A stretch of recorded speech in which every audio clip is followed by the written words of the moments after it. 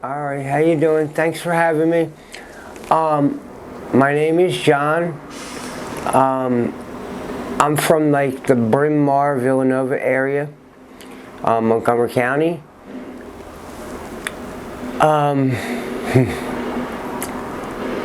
I started doing drugs when I was about 28 years old. And a lot of people don't believe me when I tell them, but it didn't start with pills from a surgery. It didn't start with smoking weed. It started with IV heroin. And curiosity killed the cat. I stopped over to a friend's house, and he happened to be, going through his whole process of getting his dope ready to shoot. And I was curious. That friend, everything on the outside seemed completely normal.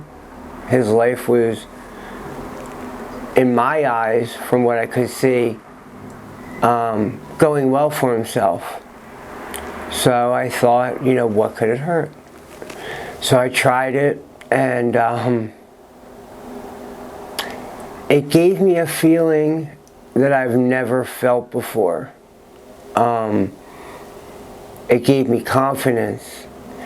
It gave me more happiness.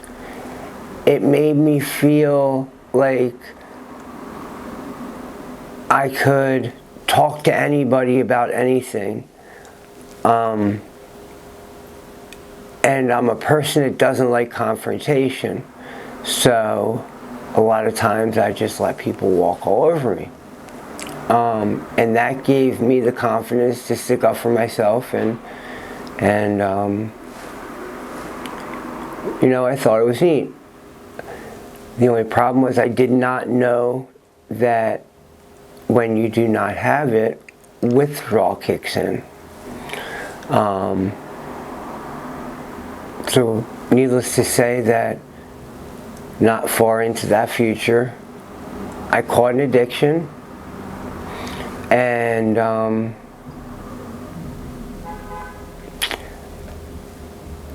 I lost my job and went to rehab for the first time.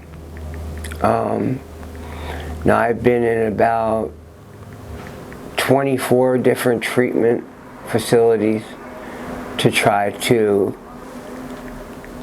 kick heroin. And I had 2 different times I had a decent amount of time clean, 4.5 years, and then just over 7 years. And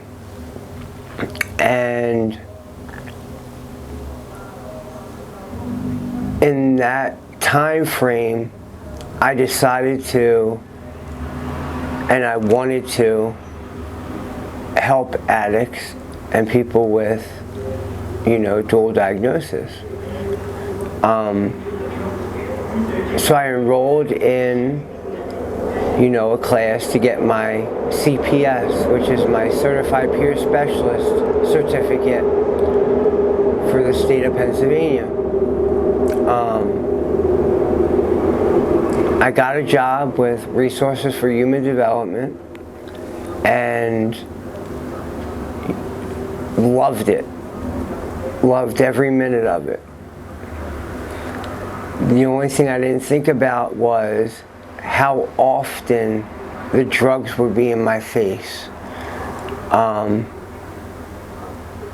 I just don't think I prepared mentally for it. I worked there for about 1.5 years, and I relapsed. I told my boss, and he told me, he understood. They use that cliche saying, you go to the barber shop and you hang out there enough, you're eventually going to get a haircut. So most of my clients were in active addiction, and when I would go meet with them, some of them would be using, You know, some wouldn't at the time, some would be going through withdrawal. And I guess I just underestimated some of the difficulty of it with myself, as well as taking care of my addiction, you know, at the same time. Being in recovery then. Self-care was one thing that I completely forgot about because I was so wound up in trying to help everybody else. I forgot to look out for myself. And it hurt me. But one of my close friends told me, you're gonna fall, you're gonna make mistakes, you're gonna relapse. It's not about the relapse, it's about how you come back from it and what your mental state is going forward from there. Hopefully it doesn't happen a lot, but if it does happen, you know, hopefully you can be stronger than the last time. I'm a true believer in you are who you surround yourself with. You know, I look at it like playing a sport. You know, if you're playing a sport and you're playing a team that's better than you, you're going to play up to their caliber. You play a team that's worse than you tend to play down to their level. And dealing with addiction, knowledge is everything. But I've been using for the past year and a couple months. And it's gotten to the point where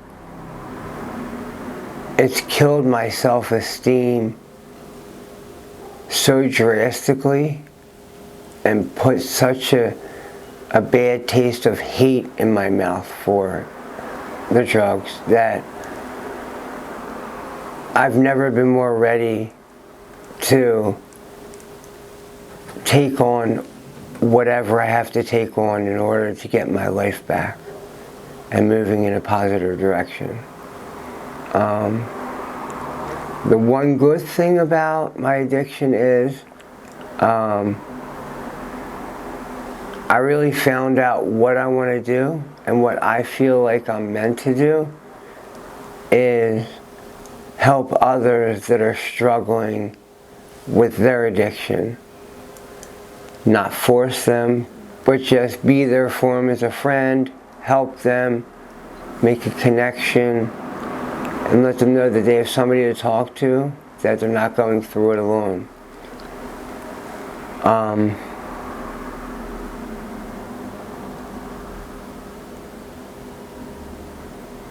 There's so many people that are losing limbs and family members, you know, their self,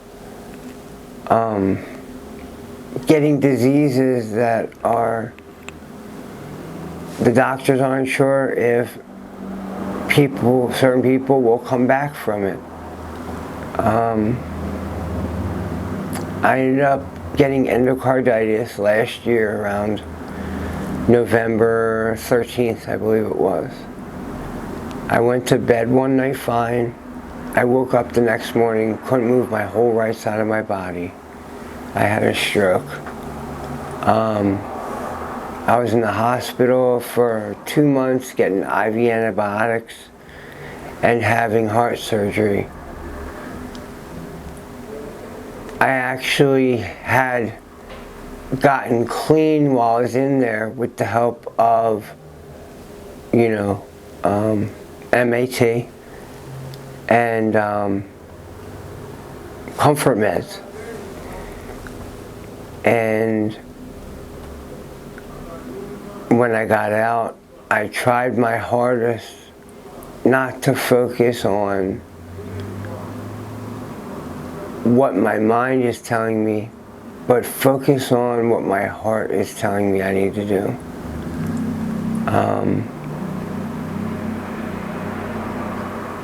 So this time around, I'm actually on a 7-day course of antibiotics.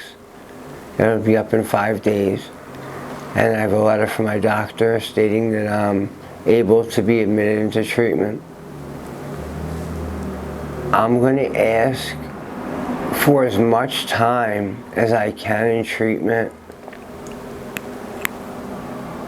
because I don't only need the meetings, the medication, you know, but I also need that distance from the drug itself and the situations and people that, for lack of a better word, peer pressure you into doing what they think that you want to do. Tell us a little bit about your household. What was it like growing up? Growing up, my parents were not around very often. They were usually sailing in the British Virgin Islands until about, I was the age of 12 when they got divorced, which destroyed me. They both ended up having me come into court to testify against the other one. And it put me in a really bad situation. And I kind of never forgave them for that. I have a younger brother that's 4 years older than me, and a younger sister that's 2 years younger than him, so 6 years younger than me. My sister does not have addiction. She doesn't have an addiction. My brother was addicted to heroin, and he ended up getting on Suboxone about maybe 12 years ago, and hasn't used it since. That's not to say that he's still not an addict. He takes, you know, some other pills that probably shouldn't be taken together, you know what I mean? So, but other than that, I grew up pretty good. I did well in school. I went to a private Catholic school for elementary school, or kindergarten to 8th grade. Then I ended up going to Archbishop Carroll High School in Radnor for my freshman year. And I just wasn't into the Catholic religion like my family wanted me to be. So I begged and pleaded if she would send me to Lower Merion. And they talked about it, and they did. And it was the best decision I ever made for myself. I ended up doing really well. And my senior year, half of the day I went to Rotech for electrical. My dad thought it'd be smart to take an electrical hands-on course, because we were talking and he thought that engineering, electrical engineering, would be a good field to go into. Which, by the way, I wasn't really into it, but we talked about it, and he's like, they make good money, it's not a boring job, you can take care of your family, and you can work close to home. So all of that seemed appealing to me, so I decided to give it a try.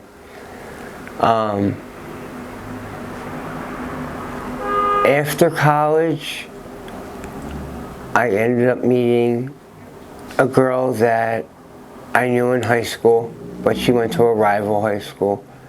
We started hanging out as friends and laughed, joked, played board games, just normal stuff. And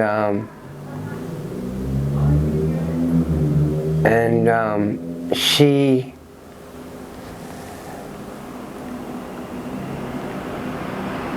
wanted to be more, but the feelings weren't there for me. But I told her that I would give it a try, and you know, if I establish feelings, I'll let her know. And if I don't, I'll be honest and let her know. At least we could say we tried. She was not an addict. When I met her, she was in college at Cabrini for biology pre-med. She moved in with me, graduated. I helped her pay off her loans. She went to medical school. Fast forward a little bit. Her dad died, which caused her to have kind of a breakdown, and it wasn't a good situation at my house. She would only come home like one day a week, and she always tried to start a fight. Around this time I started picking up drugs a little more. Just to kind of block out some of the arguments and, you know, conversations that she wanted to talk about that I was not ready to talk about. Finally, she told me it was over. I said, that's fine. I sent her divorce papers, and we went on our own way.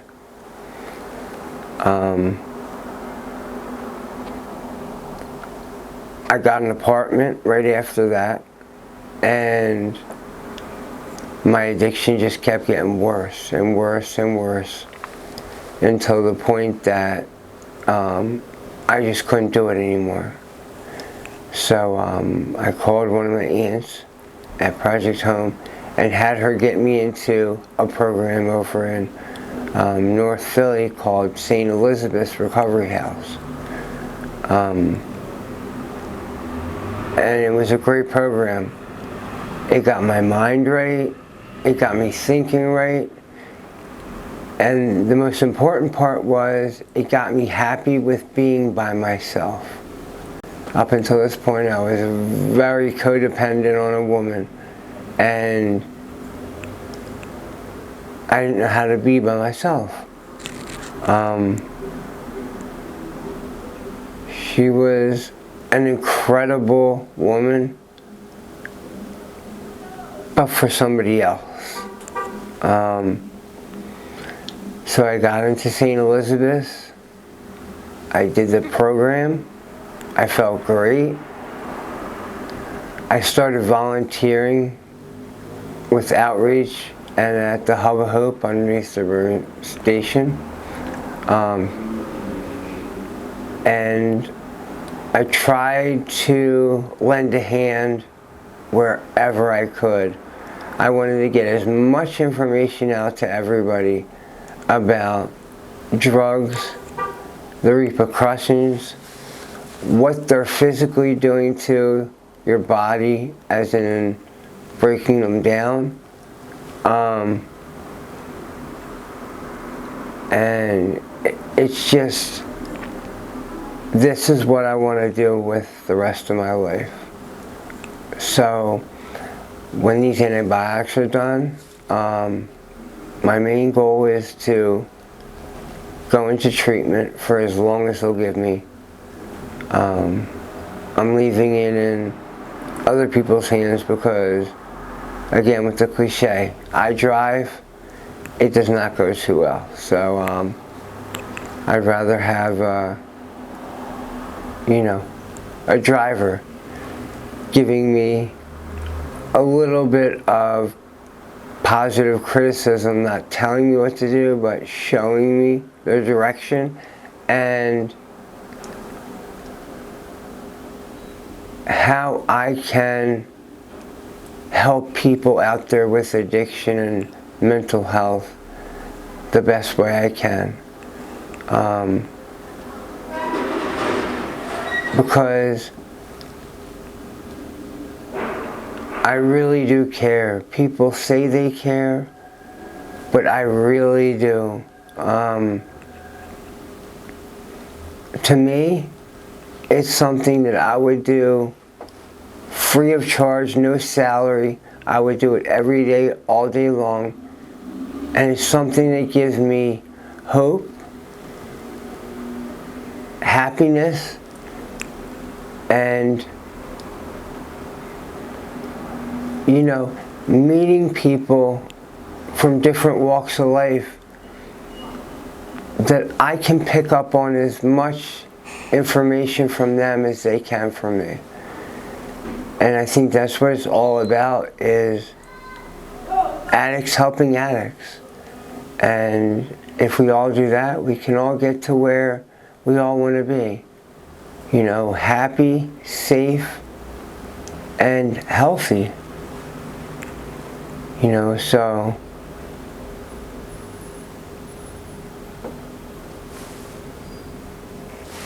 Do you have children?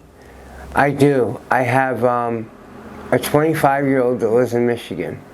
I just had my first grandkid not too long ago. She's not an addict, but for the majority of her younger life, I hadn't used. So she didn't know what it was like to have a father that used. And I know at some point in time in the very near future, she will want to know if I used, what's going on with me, about my health. And the hardest part for me is I don't want her to look at me any differently. And that stigma is really a tough thing to get over, especially when people pound on it and make it out to be like the worst thing in the world. But I don't see any difference between me using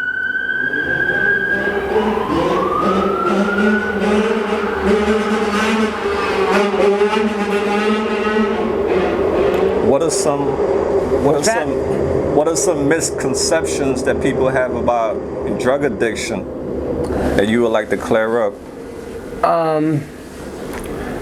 Misconceptions are, my major one is, just because you're an addict, it doesn't mean it has to change who you are and make you a scumbag. Addiction is addiction, and I feel that no matter what, everybody has some form of addiction in this world. It might be minuscule, it might be enormous. People might not even know what their addiction is, but everybody has one. And it's not fair to judge somebody that admits she has an addiction and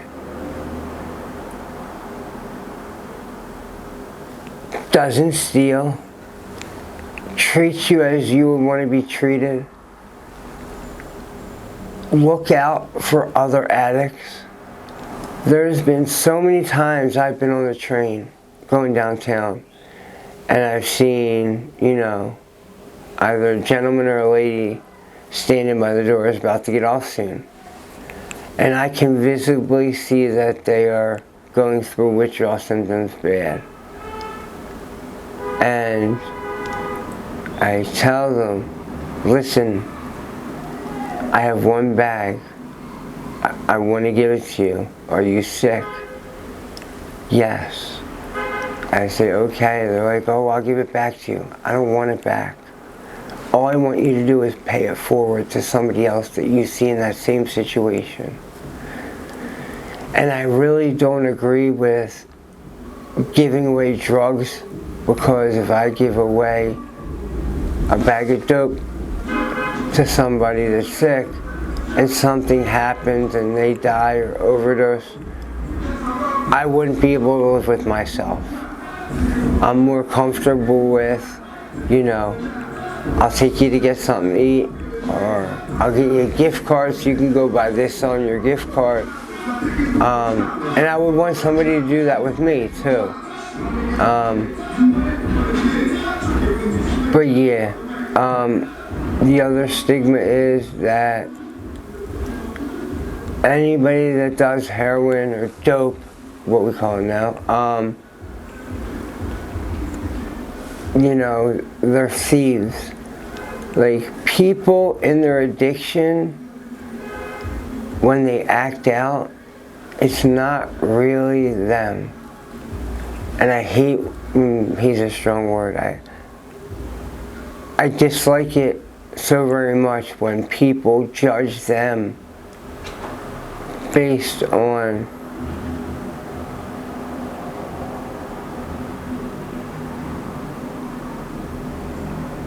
I got you.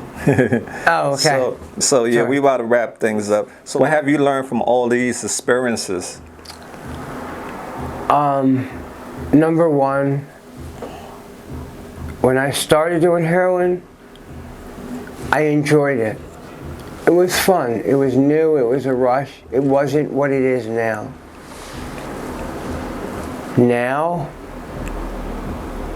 it scares me every single time that I have to use. I don't know if it's my last. I don't know what's in it. I don't know if I'm going to get robbed copying it. And it's not fun anymore. You know, before it was the whole process of, you know, mixing it up and drawing it up and piggybacking the work and tying off and, you know, doing your shot. But now it's just like,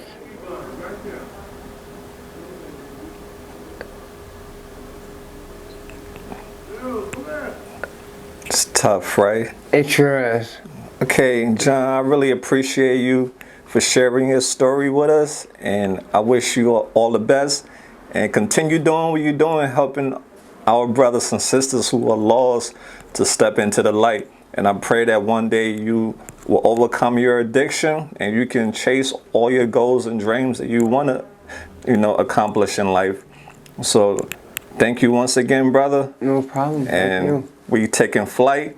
AML family, remember, don't be bitter, be better. And we out there. Peace out.